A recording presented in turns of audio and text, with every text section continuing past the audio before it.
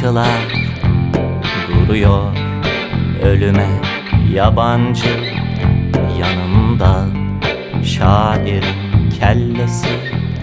Çardaksız, miğfersiz sevgiye dayanıklı, kesin çizgilerle güneşi gökyüzüne koyuyorum.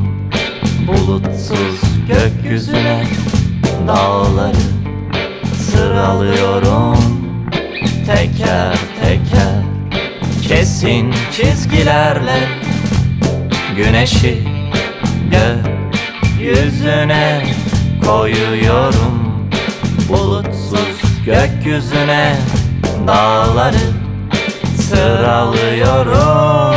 Teker teker, uygun adımlarla sövüyorum.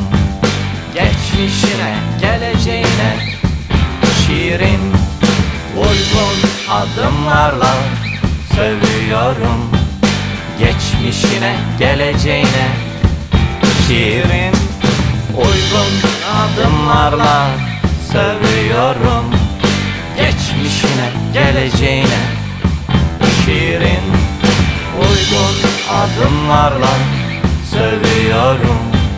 Geçmişine, geleceğine şiirin.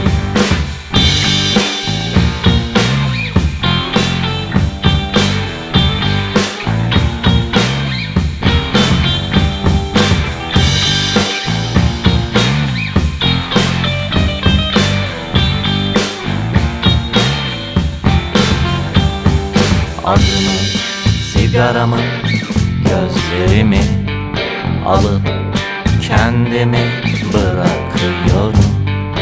Paralı savaşçılar kalıyor gün yüzüne çıkarken yanımda. Şairin parmakları karanfilli, tetiğe alışkın mektepli. Adımı, sigaramı, gözlerimi alıp kendimi bırakıyorum. Alıp kendimi bırakıyorum. Uygun adımlarla sövüyorum. Geçmişine, geleceğine demokrasinin uygun adımlarla sövüyorum.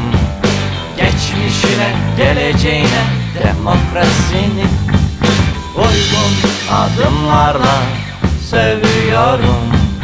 Geçmişine, geleceğine demokrasinin uygun adımlarla sövüyorum. Geçmişine, geleceğine demokrasinin